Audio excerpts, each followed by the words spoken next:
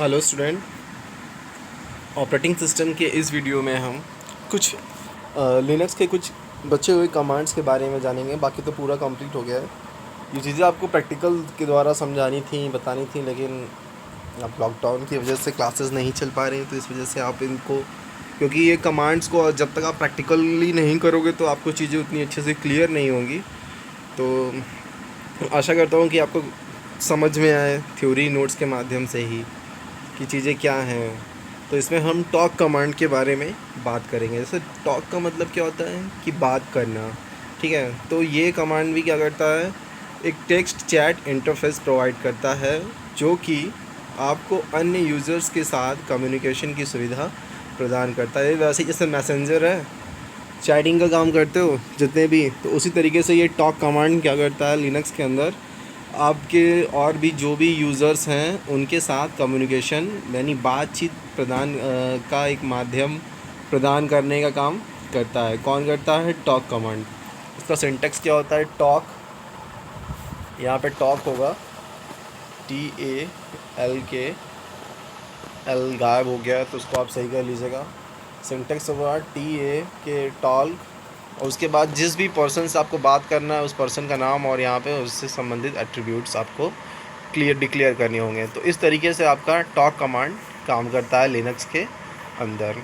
Next command है आपका message command, MESG command. Okay, कौन सा कमांड? MESG कमांड, यानी इसको हम मैसेज कमांड भी बोलते हैं। यह कमांड आपको आपके टर्मिनल पर अन्य यूज़र या दूसरे यूज़र के राइट एक्सेस को कंट्रोल करने की अनुमति देता है। अर्थात यह कमांड क्या करता है कि जो भी आपका टर्मिनल, यानी कि जिस पे आप कमांड टाइप कर रहे होते हो, ठीक है, उस पर अन्य यूज़र, दूसरे यूज़र्स क्या एक्सेस कर सकते हैं, मतलब क्या राइट एक्सेस कर सकते हैं, मतलब राइट मतलब कि क्या आपके टर्मिनल्स पे लिख सकते हैं, इन सभी को कंट्रोल करने का काम करता है MESG कमांड, ठीक है। तो उसके लिए आपका सिंटेक्स है MESG ब्रैकेट के अंदर N/YM नो और यस। तो इस तरीके से MESG कमांड काम करता है। नेक्स्ट कमांड है आपका मेल कमांड। इस कमांड, अब मेल कमांड का यूज़ किस लिए करते हैं? ईमेल्स को भेजने के लिए, ठीक है।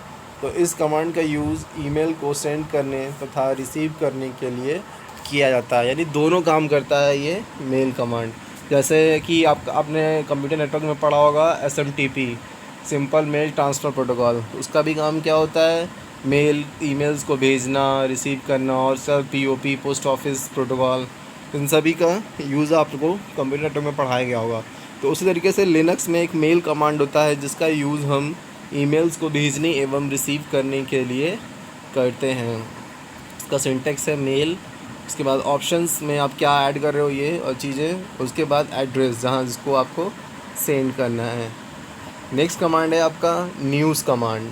यह कमांड सिस्टम न्यूज़ आइटम को स्टैंडर्ड आउटपुट के रूप में लिखता है, यानी कि यूज़र्स को जो भी सिस्टम से संबंधित कोई भी निर्देश है वो दिखाने का काम करता है। उसका सिंटेक्स क्या है? सिंपली न्यूज़ टाइप करिए और आपको जो भी आप लिखे होंगे वो आउटपुट में न्यूज़ आपको दिख जाएगी, ठीक है। तो ये से कमांड्स जो कुछ बच गए थे उनके बारे में आपको बताया गया। अब नेक्स्ट एक छोटे से टॉपिक और है लिनक्स की शेल। लिनक्स में शेल क्या होता है? शेल, ठीक है। तो शेल क्या है? एक स्पेशल यूज़र प्रोग्राम है जो यूज़र को ऑपरेटिंग सिस्टम की सर्विसेज को यूज़ करने के लिए एक इंटरफेस प्रदान करता है, ठीक है। तो आपने क्या पढ़ा है कि ऑपरेटिंग सिस्टम यूज़र और हार्डवेयर के मध्य का इंटरफेस होता है, ठीक।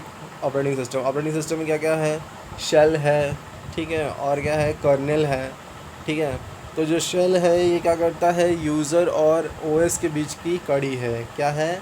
यूज़र और OS के बीच की कड़ी है, ठीक। तो ये यूज़र को ऑपरेटिंग सिस्टम की सर्विसेज को यूज़ करने के लिए एक इंटरफेस यानी एक माध्यम प्रदान करता है। शेल यूज़र से मानव के पढ़ने योग्य कमांड स्वीकार करता है। अब शेल, देखिए शेल जो है वो OS और यूज़र के बीच का इंटरफेस है।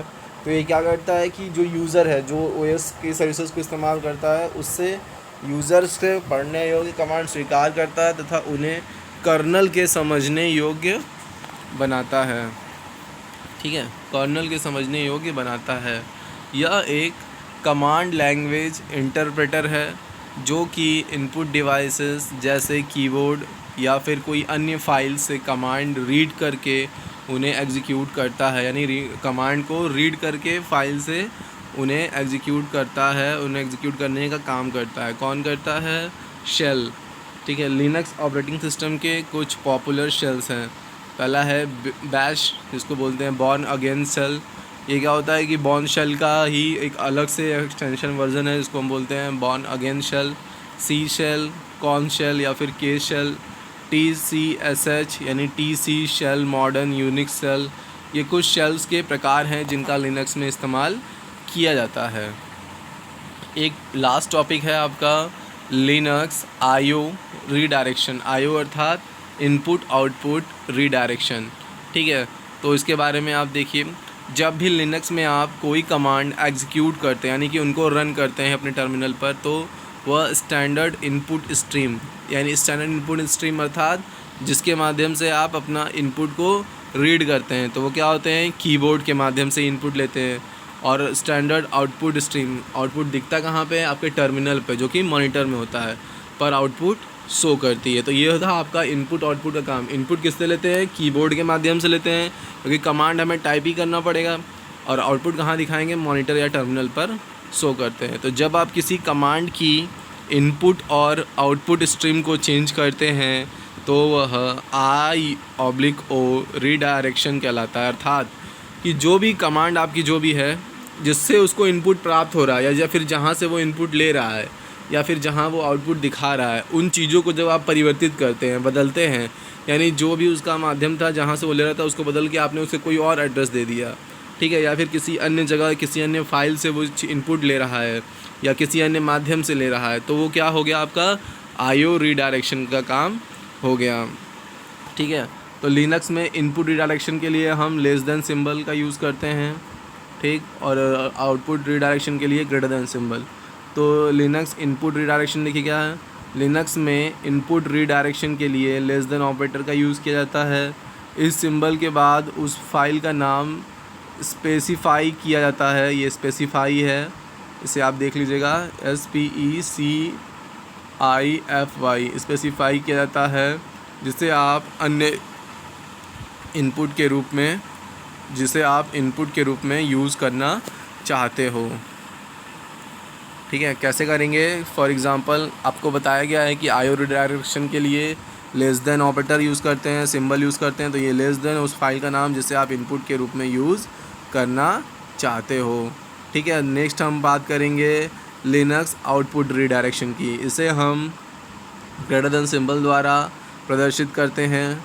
स्टैंडर्ड आउटपुट स्ट्रीम को रीडायरेक्ट करने के लिए ग्रेटर देन ऑपरेटर का यूज़ किया जाता है। जब शेल में यह ऑपरेटर एग्जीक्यूट होता है तो इसके बाद दी गई फाइल का कंटेंट साफ़ कर दिया जाता है, मतलब कि इरेज कर दिया जाता है। ये क्या था आपका? IO redirection, input output redirection in Linux. ठीक है, तो ये आपका पूरा लिनक्स वाला चैप्टर भी समाप्त हो गया। आप इस सब पूरे वीडियो को देख के इनसे नोट्स पूरा कंप्लीट करिए। उसके बाद आपको कुछ असाइनमेंट्स दिए जा रहे हैं, उनके क्वेश्चंस आपको तैयार करने हैं और उसी के आधार पे आपको सेशनल के मार्क्स मिलेंगे। ठीक है, तो आपको क्वेश्चंस बिल्कुल अच्छे से तैयार करने हैं और सारे इम्पॉर्टेंट क्वेश्चंस होंगे जो कि आपके एग्ज़ाम के पॉइंट ऑफ व्यू से भी इम्पॉर्टेंट होंगे और वो एग्ज़ाम में आए हुए क्वेश्चन होंगे। तो आप उन्हें ज़रूर नोट्स बनाइए उनका और इससे भी नोट्स कंप्लीट करिए।